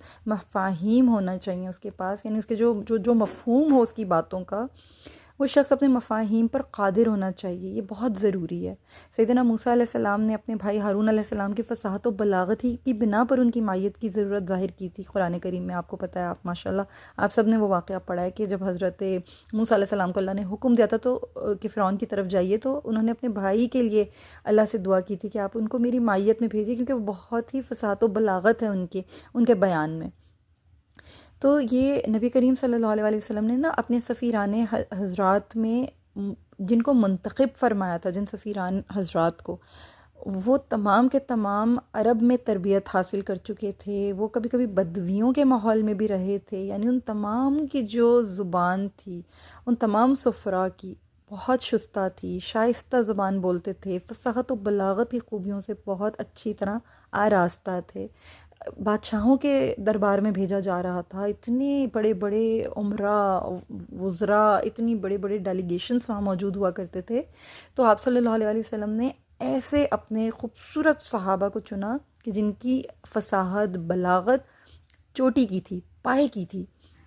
تو یہ بہت ضروری ہے کہ جو بھی شخص آپ کا یعنی جو بھی شخص آپ کا ایمبیسڈر بن کر جائے، آپ کا ریپرزنٹیٹیو بن کر جائے، خصوصی طور پر جب اسلامی سفیر کے طور پر اس کو پیش کیا جائے تو اس میں یہ کوالٹیز ضرور ہونی چاہیے۔ پھر حسن اخلاق بہت ضروری چیز ہے۔ نبوی سفراء کے اخلاق وہی تھے جو اسلام کے بنیادی اخلاق ہیں، اور جن کا تذکرہ اللہ تعالیٰ نے قرآن کریم اور رسول اللہ صلی اللہ علیہ وسلم نے اپنے ارشادات عالیہ میں کیا ہے۔ سچائی، تواضع، معاملہ فہمی، حلم و انکسار، یہ تمام خوبیاں سفیروں کے لیے شرط لازم کی حیثیت رکھتی ہیں۔ آپ ایک ریپرزنٹیٹیو ہیں، اگر آپ کے اندر یہ چیزیں نہیں ہوں گی تو کیسے آپ دوسرے کو متاثر کریں گے، کیسے آپ پیغام کا حق ادا کریں گے؟ جن کو آپ ریپرزنٹ کر رہے ہیں وہ تو مکارم اخلاق کی چوٹی ہیں، پہاڑ ہیں، بلند ترین ہیں، ٹھیک ہے نا؟ ان کے ریپرزنٹیٹیو بن کے، ان کے امبیسڈر بن کے جب جا رہے تھے صحابہ، تو ظاہر سی بات ہے ان میں یہ تمام خوبیاں ہونی چاہیے تھیں، اور انہوں نے ہی ہمیں یہ تعلیم کیا ہے کہ ایک اسلامی سفیر کیسا ہونا چاہیے، ٹھیک ہے؟ اللہ ہمیں سمجھنے کی توفیق عطا فرمائے۔ علم بہت ضروری ہے، اس کی اشد ضرورت ہے۔ رسول اللہ صلی اللہ علیہ وسلم کے سفیر علم کی دولت سے مالا مال تھے، موقع محل کی مناسبت سے گفتگو فرمایا کرتے تھے۔ ان کی عظیم خوبی ہی یہ تھی کہ موقع دیکھ کر بات کرتے تھے، مناسبت سے گفتگو کرتے تھے۔ کسی چیز کے تمام پہلوؤں کا بخوبی علم ہونا یہ ایک ایسا وصف ہوتا ہے کہ جو دوسروں تک اپنے موقف اور نظریات و خیالات کی نا رسائی میں بڑی مدد دیتا ہے۔ یعنی آپ کو ایک ٹاپک کے اوپر، ایک کنٹینٹ کے اوپر آپ کو پوری کمانڈ ہو، ہر طرح سے تمام پہلوؤں سے آپ کو بخوبی آگاہی ہو، یہ آپ کو بہت ہیلپ کرتا ہے۔ سامنے والے تک آپ کا جو موقف ہوتا ہے نا وہ صحیح طرح سے ڈیلیور ہو پاتا ہے۔ یعنی آپ خود کنفیوز ہوں گے تو آپ سامنے والے کو بھی کنفیوز کریں گے، لہٰذا آپ کو ہر طرح سے ہر پہلو پہ آپ کی پوری کمانڈ ہونی چاہیے، یہ بہت مدد کرتا ہے۔ اسی لیے ہم دیکھتے ہیں کہ سیدنا جعفر رضی اللہ تعالیٰ عنہ نے جب نجاشی کے دربار میں کھڑے ہو کر جب اظہار کیا تھا، اپنے دین کے بارے میں بتایا تھا، جب اس نے سوال کیا تھا کہ تمہارا نبی کیا تعلیمات دے رہے ہیں، تو انہوں نے اس موقع اور اس مناسبت سے سورہ مریم کی تلاوت فرمائی تھی۔ اس سے صاف معلوم ہوتا ہے کہ رسول اللہ صلی اللہ علیہ وسلم نے کیسے لائق لوگوں کا انتخاب کیا تھا۔ سیدنا جعفر رضی اللہ تعالیٰ عنہ نے نجاشی کے روبرو جو گفتگو کی، اس سے پتہ چلتا ہے کہ ایک عالم کی شان کیا ہوتی ہے، کتنی واضح اور نکھری ہوئی باتیں کرتا ہے، اور یہ بھی اندازہ لگایا جا سکتا ہے کہ انہیں الفاظ کے چناؤ پر کس قدر عبور حاصل ہوتا ہے۔ تو علم بہت ضروری ہے، علم کی اشد ضرورت ہے۔ اخلاق، حسن اخلاق بہت ضروری ہے، فصاحت و بلاغت ہونی چاہیے۔ پھر صبر و تحمل کتنی امپورٹنٹ چیز ہے کہ صبر سے، تحمل سے، اس سے بڑھ کر ایک دائی کے لیے کوئی پونجی نہیں ہوتی ہے، کوئی اس کے لیے زیادہ راہ نہیں ہو سکتا۔ اگر اس میں صبر و تحمل ہے نا، یہ اس کو ضرور کفایت کرتا ہے۔ اگر وہ صبر نہیں کر پاتا، تحمل نہیں کر پاتا، تو یہ اس کے لیے بہت بڑی آزمائش بن سکتی ہے یہ چیز۔ رسول اللہ صلی اللہ علیہ وسلم کی ساری زندگی ہر حالت میں صبر و شکر کی عکاسی کرتی ہے۔ طائف میں آپ صلی اللہ علیہ وسلم کا کردار ایک زندہ مثال ہے۔ ایک سفیر کو حالات کا پوری استقامت سے مقابلہ کرنا چاہیے، اور اس کے لیے عزم و ہمت کا ہونا نہایت ضروری ہے، بہت خاص ہے۔ پھر دلیری ہونی چاہیے، بہادری ہونی چاہیے۔ اکثر آپ دیکھتے ہیں کہ بیٹھ کے جو اینالسٹس ہوتے ہیں وہ کتنی باتیں کر رہے ہوتے ہیں، دوسری کنٹریز کے امبیسڈرز آئے ہوئے ہوتے ہیں، پوری ٹاک شوز ہو رہے ہوتے ہیں، سب کچھ ہو رہا ہوتا ہے، تو جن کے پاس بولنے کی کریج ہوتی ہے نا، صرف وہی آنسر بیک کر پاتے ہیں، ورنہ تو خاموش ہو جاتے ہیں اور آئیں بائیں شائیں کرنا شروع کر دیتے ہیں۔ تو جب آپ امبیسڈر کسی کو بنا کے بھیجتے ہیں نا، تو اس کے اندر بہادری اور جرات بھی ہونی چاہیے۔ اسلام خاص طور پر جب اسلام کی بات آ جائے، جب اسلام کے سفیر کی بات آ جائے، تو پھر تو وہ یعنی بہت ہی پھر اعلیٰ عرفہ ہونا چاہیے اس کا مقام، دلیری اور بہادری کے حوالے سے۔ تو اسلام کی تاریخ نے نا مسلمان سفراء اور بادشاہوں کی طرف بھیجے گئے صحابہ کرام کی پوری زندگی پر جو روشنی ڈالی ہے، اس سے ہمیں یہ احساس ہوتا ہے کہ وہ کسی ملامت گر کی ملامت سے ہرگز نہیں ڈرتے تھے، اور نہایت دلیری سے اپنی بات کہتے تھے، انہیں گھبراہٹ نہیں ہوتی تھی، سچ بولتے تھے اور بہادری سے بولتے تھے۔ بالکل وہ ہر چیز کو جو ہے برداشت کرتے تھے صبر و تحمل سے، اور اپنی بات پر قائم رہتے تھے، دلیری اور شجاعت کا مظاہرہ کرتے تھے۔ پھر حکمت و دانائی، رسول اللہ صلی اللہ علیہ وسلم کے سفیر نہایت بلند پایا حکمت و دانائی کے حامل تھے۔ سیدنا عمر بن عاص رضی اللہ تعالیٰ عنہ، وہ مطلب اپنی مثال آپ تھے۔ ان سے پوچھا گیا کہ عاقل کون ہوتا ہے؟ فرمایا اندازے سے درست نتیجے تک رسائی حاصل کر لینا اور ماضی سے مستقبل کو بھانپ لینا، یہ عقل مندی ہے۔ عاقل وہ نہیں جو شر سے خیر کو علیحدہ کرنے کی صلاحیت رکھتا ہے، بلکہ عاقل وہ ہے جس کے سامنے دونوں ہی صورتیں شر کی ہوں، لیکن وہ ان میں سے بھی خیر کے پہلو نکال لے۔ سبحان اللہ العظیم، اللہ اکبر کبیرہ۔ یعنی شر اور خیر کے اندر تو انسان علیحدہ کر ہی لیتا ہے نا کہ خیر کیا ہے شر کیا ہے، لیکن دونوں صورتیں شر کی ہوں، ان میں سے خیر نکال لینا، یہ عاقل کی نشانی ہے، یہ ایک عقل والے کی نشانی ہے۔ عاقل وہ ہوتا ہے، سبحان اللہ۔ تو یہ صلاحیت بہت ضروری ہے۔ پھر چارہ گری کی وسعت ہونی چاہیے، بہت اہم ہے یہ چیز بھی، کہ سفیر کے لیے ضروری ہوتا ہے کہ اس کے اندر نا سیاسی دور اندیشی ہو، وہ تھوڑا دور رس ہو، رازدان ہو، کنٹرول کرتا ہو اپنے اوپر، باتوں کو، سیکرٹس کو گارڈ کرتا ہو، اور ہر معاملے کی چارہ گری کر سکے، یعنی ہر معاملے میں کوئی نہ کوئی، یعنی کہ اس معاملے کو سارٹ آؤٹ کرنے کی صلاحیت ہو اس کے اندر، اس معاملے کو ڈیل کرنے کی صلاحیت ہو اس کے اندر، اس کو بالکل اوور کم کرنے کی صلاحیت ہو، کوئی کمپلیکیشنز آ جائیں کیسے ان کو ٹیک اوور کرنا ہے، اس کو یہ سب کچھ آتا ہو۔ ان چیزوں کا دار و مدار ذہانت پر ہوتا ہے، حاضر جوابی پر ہوتا ہے۔ یعنی سفیر جو ہوتے ہیں نا، وہ ذہانت و فطانت کا ایک ایسا پورا کا پورا کمپلیٹ پیکیج ہونا چاہیے، یہ ان کے اندر بہت لازمی امور ہیں، یہ ہونے چاہیے۔ نبی کریم صلی اللہ علیہ وسلم کے سفیر عقل و دانش اور ہوشیاری و پرکاری کے اوصاف سے بہت زیادہ متصف ہوا کرتے تھے، بہت متصف ہوا کرتے تھے۔ وہ اچانک جو پیش آنے والے مسائل ہوتے تھے نا، ان کا بہت عمدہ، بہت ہی مناسب حل ڈھونڈ لیتے تھے، اور ناگہانی صورتحال کبھی آ جاتی تھی، ان ایکسپیکٹڈ سچویشنز ہوتی تھیں، تو بہت اچھے طریقے سے اور بہت ہی خوبصورتی کے ساتھ ان سے نمٹتے تھے ان سچویشن سے۔ تو یہ چیز آنی چاہیے آپ کو نا، کہ آپ نے سچویشن کو کیسے ہینڈل کرنا ہے، کیسے آپ نے کنٹرول کرنا ہے معاملے کو۔ پھر شکل و صورت کی زیبائی بڑی خاص چیز ہے، اس میں یہ چیز جسے کہتے ہیں کہ پرسنالٹی چیک، پرسنالٹی بہت امپورٹنٹ ہوتی تھی۔ نہیں، باطنی طہارت اور صاف دلی کے ساتھ ساتھ رسول اللہ صلی اللہ علیہ وسلم کے سفیر ظاہری شکل و صورت کے لحاظ سے بھی ممتاز تھے، یعنی خوبصورت تھے، ان کی پرسنالٹی اتنی امپریسو ہوا کرتی تھی کہ دیکھیں، شخصیت جو کہتے ہیں نا، first impression is the last impression, تو ان کا پہننا اوڑھنا، ان کی باڈی لینگویج، ان کا خد و خال، ان کا حسن اللہ پاک کی طرف سے عطا کردہ ان کا جو حسن و جمال تھا، ہر طرح سے اس کی شان موجود ہوا کرتی تھی، کیونکہ یہ چیز نا عقلی اور نفسیاتی ایک امپریشن انسان کا جو ہے وہ بدل کے رکھ دیتی ہے۔ تو یہ خوبیاں تھیں ان کے اندر، کہ ویسے تو ذہین بھی تھے، معاملہ فہم بھی تھے، سب کچھ تھے، اس کے ساتھ ساتھ ظاہری حسن و جمال بھی بہت تھی ان میں، ایک وجاہت تھی جو ان کی شان کا مظہر تھی، ان کی شان نظر آتی تھی اس کے اندر، سبحان اللہ۔ یہ وہ اہم صفات ہوتی ہیں کہ جن کو ضرور بر ضرور ہم جب یہ پڑھیں گے، سیکھیں گے، سمجھیں گے، تو ہم اس نتیجے پر پہنچیں گے کہ صفات ہر مسلمان سفیر کے لیے ضروری ہیں۔ اسلامی حکومت کو اس اہم عہدے پر تقرر کے لیے انہی صفات کو معیار بنانا چاہیے۔ انفیکٹ کسی بھی آرگنائزیشن میں، کسی بھی جگہ پر، کسی بھی مقام میں، میرا خیال ہے الحمد للہ I am very confident about all these things now, کہ کبھی بھی کوئی بھی ریپرزنٹیٹیو ہو، ایسا ہی ہونا چاہیے۔ اللہ تعالیٰ ہمیں سمجھنے کی توفیق عطا فرمائے۔ اب میں آپ کو جو اس میں سے ان خطوط، یعنی ان مکتوبات نبوی صلی اللہ علیہ وسلم میں سے جو حکمتیں، عبرتیں، فوائد ملے ہیں، ان کے اوپر تھوڑا سا غور کرتے ہیں، ان پہ تھوڑی سی بات کرتے ہیں۔ کہ دیکھیں، نبی کریم صلی اللہ علیہ وسلم نے نا شاہان عالم کو جو بھی خطوط ارسال فرمائے تھے، ان کا ایک بہت ہی منفرد پہلو یہ تھا کہ جس بادشاہ کا جو عقیدہ ہوتا تھا نا، یا جو اس کا نظریہ ہوتا تھا، اس کی طرف دعوت نامہ اسی انداز میں بھیجا جاتا تھا، اس چیز کا بہت اہم خیال رکھا جاتا تھا، خاص خیال رکھا جاتا تھا، اور خاص خیال رکھا گیا ہے۔ ہم نے جتنے بھی اسلوب پڑھے ہیں، بنیادی دعوت جو تھی، اس میں ہم نے اس چیز کو نوٹس کیا ہے کہ بادشاہ کے عقیدے اور اس کے نظریے کے مطابق ہوتا تھا۔ میں ابھی آپ کے سامنے اس کو لے کر آتی ہوں کہ کتنی حکمت عملی سے ان باتوں کو بنیاد بنایا گیا، یعنی دعوتی حکمت عملی اسی کو کہتے ہیں۔ مقوقس کلیتاً الوہیت مسیح کا عقیدہ اپنائے ہوئے تھا، یعنی عیسائی تھا، ٹھیک ہے۔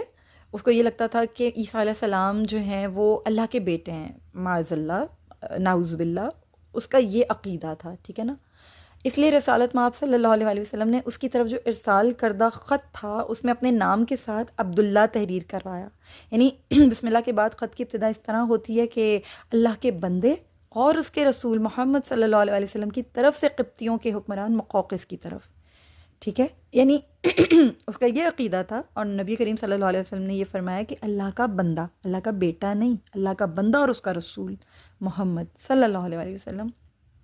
جبکہ کسریٰ پرویز کو جب خط لکھے گئے تو ان خطوں میں ایسا نہیں تھا، بلکہ صرف رسول اللہ لکھنے پر اکتفا کیا گیا، یعنی عبارت یوں تھی کہ اللہ کے رسول محمد صلی اللہ علیہ وسلم کی طرف سے فارس کے سربراہ کسریٰ کے نام۔ اس طرح آپ صلی اللہ علیہ وسلم نے یعنی جو ہرقل اور مقوقس کے نام جو مکتوبات ارشاد فرمائے نا، تو ان کے اندر وہ میں نے جو آپ کو بتایا کہ سورہ آل عمران کی جو آیات کو بھی انہوں نے رسول اللہ صلی اللہ علیہ وسلم نے کوٹ فرمایا کہ ایسی بات کی، اہل کتاب ایسی بات کی طرف آؤ جو ہمارے اور تمہارے درمیان یکساں ہے، یہ کہ ہم اللہ کے سوا کسی کی عبادت نہ کریں، اس کے ساتھ کسی کو شریک نہ ٹھہرائیں، اور ہم میں سے کوئی اللہ کے سوا کسی کو رب نہ بنائے۔ پھر اگر وہ منہ موڑیں تو تم کہہ دو اس بات کے گواہ رہو کہ بے شک ہم اللہ کے فرمانبردار ہیں، ٹھیک ہے نا۔ تو یہ رسول اللہ صلی اللہ علیہ وسلم نے ہرقل اور مقوقس، کیونکہ یہ لوگ کیا تھے، یہ عیسائیت پر تھے، تو اہل کتاب تھے۔ کسریٰ پرویز کو جو خط لکھے گئے ان میں یہ آیت نہیں لکھی گئی، کیونکہ اس آیت میں نا اہل کتاب سے خطاب تھا، جو مسیح علیہ السلام کو الہ سمجھتے تھے، انہیں جنہوں نے مسیح ابن مریم اور اپنے علماء اور درویشوں کو اللہ کے علاوہ رب بنا رکھا تھا، ان کو اس کے بارے میں جو ہے بتایا گیا، اس آیت کے بارے میں بتایا گیا۔ ہرقل بیزنٹائن حکومت کا سربراہ تھا، اور مقوقس جو تھا وہ مصر کا حکمران تھا۔ دونوں حکمران سیاسی قائد ہونے کے ساتھ ساتھ نا دنیائے مسیحت یعنی مسیحیت جو تھی، جو ان کا جو کرسچن جو ان کا جو ورلڈ تھا، کرسچینٹی وغیرہ، اس میں نا یہ بہت اہم دینی پیشوا بھی تھے۔ تو ان کو اس طرح سے کوٹ کیا گیا کہ تم اہل کتاب ہو، یعنی تمہارا تو بہت بغور جائزہ ہے اپنی کتاب میں۔ ایرانی کسریٰ خسرو پرویز جو تھا، اس کی قوم سورج اور آگ کی پوجا کیا کرتی تھی۔ وہ دو خداؤں کا نظریہ رکھتا تھا، ایک خیر کا خدا جسے یزدان کہتے تھے، دوسرا شر کا خدا جس کو اہرمن کہا جاتا تھا۔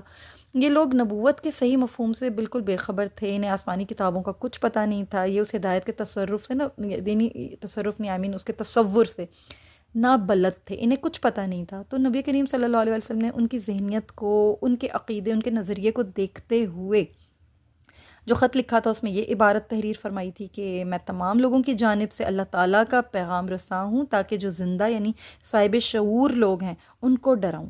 تو حکمرانوں کا ان خطوط کے وصول کرنے کا بھی انداز مختلف ہوا کرتا تھا۔ آپ یہ چیز نوٹس کریں کہ جو ہرقل تھا، نجاشی تھا، مقوقس تھا، انہوں نے تو مؤدبانہ انداز اختیار کیا ہوا تھا اور اپنے اپنے جواب میں شائستگی کا پہلو اپنایا ہوا تھا۔ اہل کتاب تھے۔ نجاشی اور مقوقس نے رسول اللہ صلی اللہ علیہ وسلم کے سفیروں کا احترام بھی کیا تھا۔ مقوقس نے تحفے تحائف بھی ارسال کیے تھے، جن میں کنیزیں بھی شامل تھیں۔ کسریٰ پرویز نے آپ صلی اللہ علیہ وسلم کے خط کی گستاخی کی تھی، بے ادبی کی تھی۔ اس نے خط کو پھاڑ دیا تھا اور کہا تھا کہ میرا غلام ہو کر، معاذ اللہ استغفر اللہ، کہ میرا غلام ہو کر ایسا خط لکھتا ہے۔ رسول اکرم صلی اللہ علیہ وسلم کو اس کے طرز عمل کی اطلاع ملی تھی، نبی کریم صلی اللہ علیہ وسلم کو تکلیف پہنچی تھی، اور آپ صلی اللہ علیہ وسلم نے اللہ تعالیٰ سے اس کی حکومت کو پارا پارا کر دینے کی دعا کی تھی۔ اسی پر بس نہیں کی تھی کسریٰ نے، اس نے یمن کے باج گزار کو، جو اس کا ایرانی گورنر بازان تھا، جو میں نے آپ کو یہ پوری سٹوریز پیچھے پہلے یہ تفصیل کے ساتھ میں گزر چکا ہے، یہ تمام واقعہ یہ میں آپ کو بتا چکی ہوں۔ تو اس کا جو قتل ہو گیا تھا کسریٰ، اس کی حکومت اجڑ گئی تھی، وہ سب کچھ، تو اس کی جو یعنی یوں کہہ لیجیے کہ اس کا جو ریاکشن تھا، اس کا جو کچھ بھی گستاخی، بے ادبی تھی، وہ میں نے آپ کے سامنے رکھی، یہ اس کا اپنا ایک ریاکشن تھا۔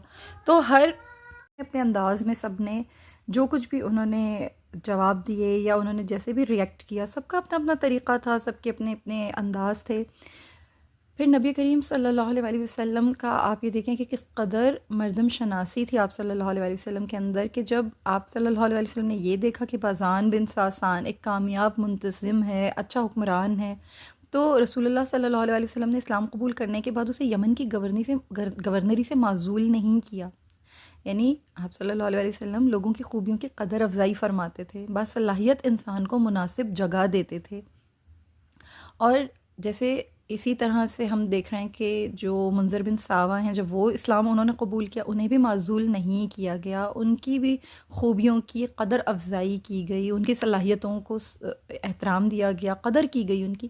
تو یہ چیزیں نبی کریم صلی اللہ علیہ وسلم سے ہم سیکھتے ہیں کہ نبی کریم صلی اللہ علیہ وسلم کتنے خوبصورت مردم شناس ہیں اور پہچانتے ہیں لوگوں کی ایٹریبیوٹس کو، لوگوں کی کوالٹیز کو۔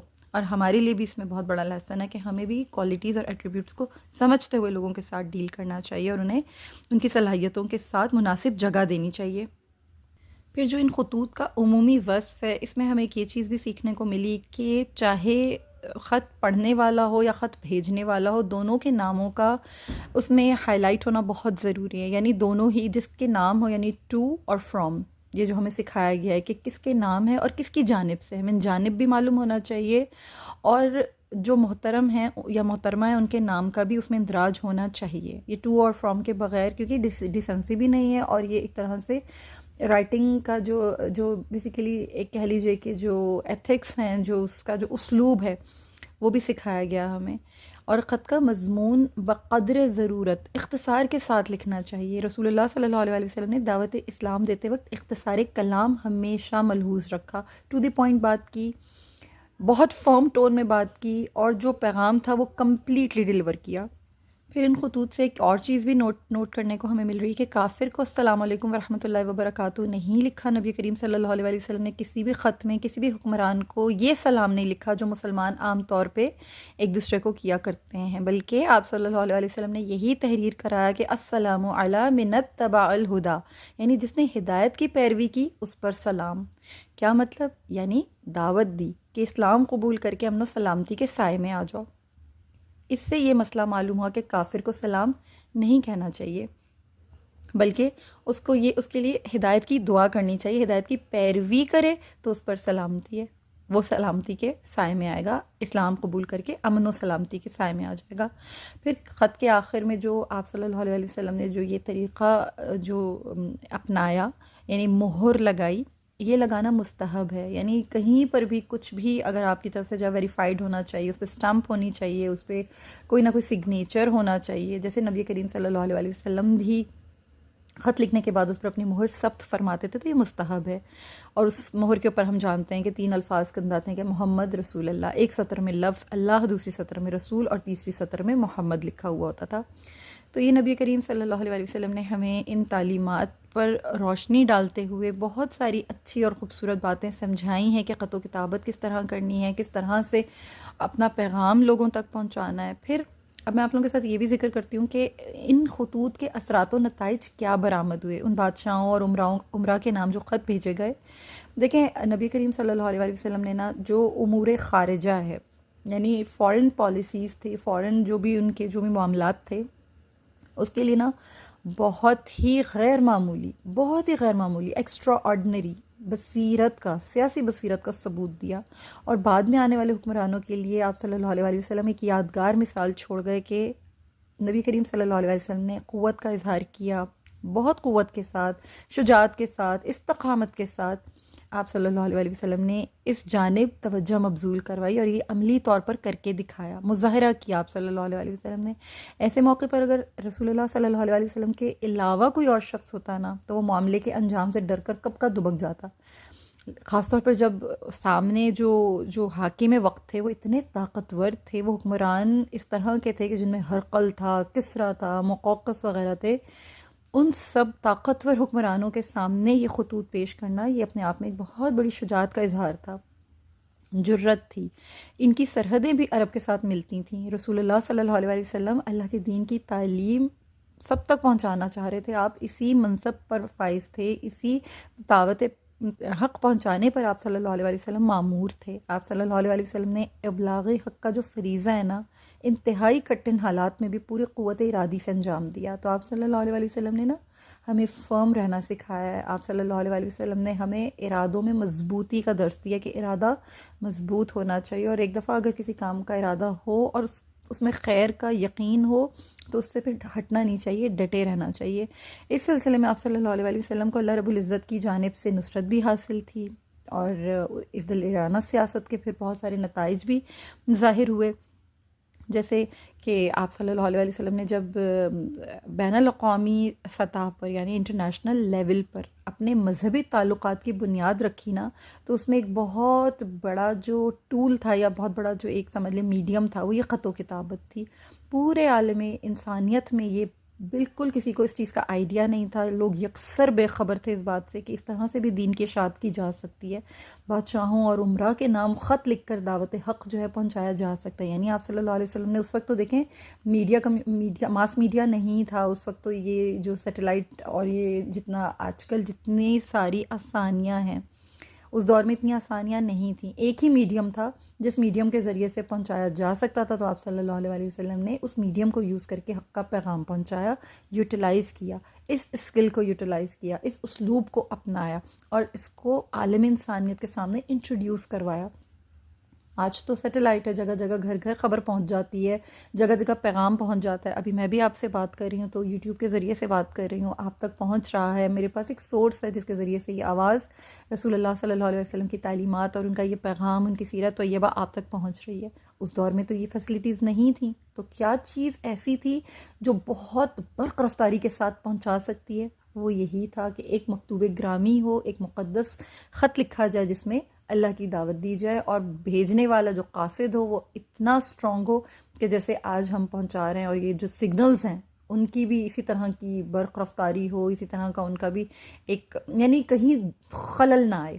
ایسی پرسنالٹیز ہوں کہ نہ ڈرنے والے ہوں، نہ گھبرانے والے ہوں، نہ کسی قسم کا ان کے اندر کوئی روب کسی کا یعنی ان کے اوپر آ سکے، نہ وہ کسی کے دبدبے میں آ سکیں. برق رفتاری کے ساتھ یہ پیغام پہنچ جائے اور پہنچا دیں، وہ بھی ارادوں میں مضبوط ہوں، ڈٹے رہیں. تو اللہ پاک نے یہ نصرت، یہ تائید فرمائی. آپ صلی اللہ علیہ وسلم نے ایک نیا ہی عالم انسانیت کو جو ہے اسلوب عطا کیا، بین الاقوامی سطح پر مذہبی تعلقات کو کس طرح سے فروغ دیا جاتا ہے. پھر آپ صلی اللہ علیہ وسلم کے دانشمندانہ اقدامات، اس سے بھی اسلامی حکومت کی جو قوت تھی وہ ہر جگہ تسلیم کر لی گئی. ہر جگہ سب نے اس چیز کو ایکسیپٹ کر لیا کہ یس دس از اے دین، اور یہ دین اب غالب آ کر رہے گا. تو دانشمندانہ اقدامات تھے، اور حکومت جو تھی اسلامی طور پر، یعنی اسلامی حکومت جو تھی وہ باقاعدہ طور پر مانی جانے لگی، تسلیم کر لی گئی. پھر اس خط و کتابت سے رسالت میں آپ صلی اللہ علیہ وسلم کو حکمرانوں اور عمرا کی نیتوں کے بارے میں بھی پتہ چلا، ان کی جو سیاسی پالیسیز تھیں، ان کے اندر جو سیکرٹس تھے، کوڈس تھے، ان کی اپنی جو جیسے ایک ہوتی نا کہ ہماری اپنی جو ہمارے جو انٹرنل افیئرز ہیں ان کے بارے میں کسی کو پتہ نہ لگے، لیکن اس طرح اس خط و کتابت سے رسول اللہ صلی اللہ علیہ وسلم کو یہ بھی بخوبی علم ہوا کہ وہ لوگ آپ صلی اللہ علیہ وسلم کی دعوت کے متعلق کیا سوچتے ہیں. اگر یہ سلسلہ شروع نہ ہوتا، ان کی طرف سے کوئی رسپانس نہ آتا، تو ہم رسول اللہ صلی اللہ علیہ وسلم یقیناً اس بات سے بے خبر رہتے، اور مسلمان بھی اس بات سے بے خبر رہتے کہ جو دوسرے عرب کے باہر کے جو ادیان ہیں، یا عرب کے باہر کی جو حکومتیں ہیں، جو وہاں کے حاکم ہیں، کیا سوچتے ہیں، ان کی کیا رائے ہے اسلام کے بارے میں، وہ اس نئے دین کو کس طرح سے سوچ رہے ہیں، ان کا کیا نظریہ ہے، ان کے کیا خیالات ہیں، یکسر بے خبری ہوتی. تو ایک درمیان میں جیسے ایک ہوتا ہے نا کہ تعلقات بحال ہونا، اس خط و کتابت سے وہ تعلقات بحال ہوئے، اور یہ ایک دوسرے کے قریب آئے، یعنی اسلام اور غیر اسلام ایک دوسرے کے قریب آئے.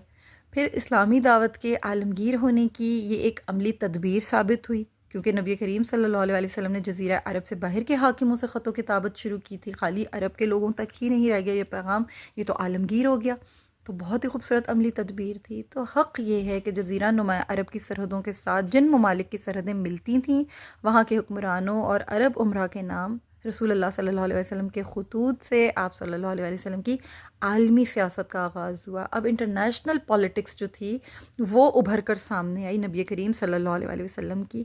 اس طرح اسلامی حکومت کا مرتبہ اللہ پاک نے اور بھی بلند کر دیا. پھر جتنی عظیم دینی اور سیاسی جو شخصیتیں تھیں وہ تمام بین الممالک میں، وہ تمام بھی اسلام کے رتبے کو پہچانتی چلی گئیں، اور یہ سب کچھ فتح مکہ سے پہلے ہوا.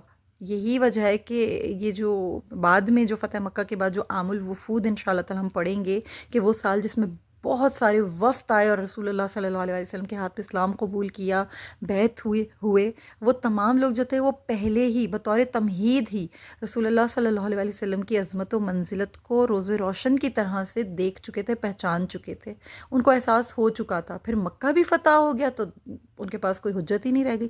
اللہ تعالیٰ نے حجت کو ہی تمام کر دیا کہ اب تو اسلام کو قبول کرنے کے علاوہ اور کوئی چوائس نہیں ہے، اور یہ واقعی سچا دین ہے، حق دین ہے. تو انشاءاللہ جب ہم عام الوفود پہ جائیں گے تو پھر وہاں پر جا کے ہمیں اور بھی زیادہ مزہ آئے گا، اور بھی زیادہ ہماری روحیں اور ہماری طبیعتیں شاد ہوں گی کہ کتنا اللہ پاک نے اس دین کو سر بلند فرمایا. سبحان اللہ العظیم، اور کتنی محنت رنگ لائی ہم رسول اللہ صلی اللہ علیہ وسلم کی. اللہم صلی علی محمد وعلی آل محمد وسلم علیہ. جزاکم اللہ خیرن کثیرہ. آج کے لیے انشاءاللہ تعالیٰ اتنا ہی ہے. اگلے ٹاپک میں جہاں سے اللہ کا حکم ہے انشاءاللہ اس ٹاپک سے بات کو شروع کریں گے. تب تک اجازت دیجیے. السلام علیکم ورحمۃ اللہ وبرکاتہ.